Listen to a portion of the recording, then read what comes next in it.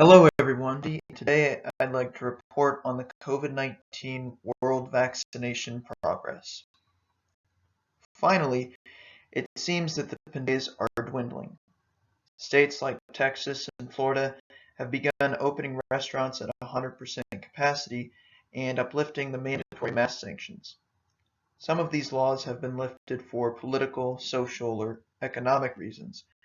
However, one of the largest contributing factors to the decrease in COVID-19 cases throughout the United States is the introduction of the vaccines to the pandemic. The three prominent vaccinations, at least in the United States, are the Pfizer-BioNTech, Moderna, and Johnson & Johnson vaccines. Supplies have been dispersed relatively quickly in 2021. For example, in the state of Texas, beginning March the 29th of 2021, all those over the age of 18 are eligible to receive their COVID-19 vaccinations. Though advances have been made, many people and others are pondering how long it will be until they receive theirs. Regarding the project proposal feedback I received from my peers to help with my analysis, I will reference some data visualizations that have been posted to ourworldindata.org. The data visualization examples will enable me to formulate new questions surrounding the data. As Paula B. wrote in her Right to My Discussion 2 post, quote, analysis like mine can significantly help both the health and government officials to compare the efficacy of various vaccines used by countries and take better data-driven decisions, end quote. I hope that by endeavoring to answer questions surrounding the COVID-19 vaccinations, that my findings will contribute to other researchers' work. My objectives for this presentation are to first identify my data source, then lay out my key questions for exploratory analysis, visual analysis, and lastly, offer my own conclusions and recommendations.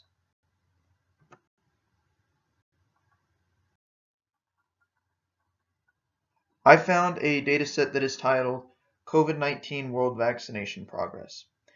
The dataset I found on Kaggle contains 15 columns and over 9,500 rows. The Kaggle dataset is collected and maintained by data scientist Gabriel Preda. The data is collected daily from Our World in Data GitHub repository for COVID-19, merged and uploaded.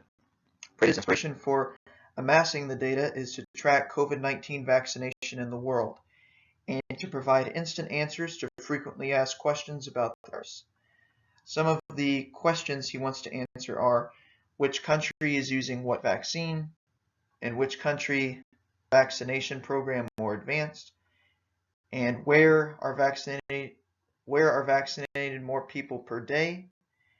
And in terms of percent from the entire population, where are people vaccinated more times daily? For my analysis, I'd like to focus on three driving questions. Which countries are vaccinating their citizens the most? Which country accounts for the highest percentage of world vaccinations? And which types of vaccines do countries frequent most?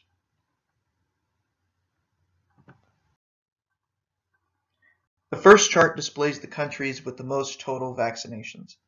The countries that are dark orange have the most vaccinations in the world. The chart shows that the United States and China have the most total number of vaccinations, that is, the absolute number of total immunizations in each respective country. The map makes sense in light of the United States and China being among the most densely populated countries in the world. India is close behind the US and China for the total number of immunizations. I found it interesting that Russia was a darker shade of orange because of Russia's vast population. The next chart shows a distribution of the data using a Pareto chart. According to Excel, a Pareto chart plots the distribution in descending order of frequency, with a cumulative line on a secondary axis as a percentage of the total. Now, I'm not necessarily looking at this chart in terms of the total number of vaccinations. That is what the first chart is for. What I am looking at in this chart is the percentage of overall vaccinations. The Pareto chart displays that the highest percentage of overall vaccinations occur in the United States, which account for nearly 90% of the total number of vaccinations in the data. Perhaps the data should be extrapolated and investigated for further review because of its skewness relative to the United States.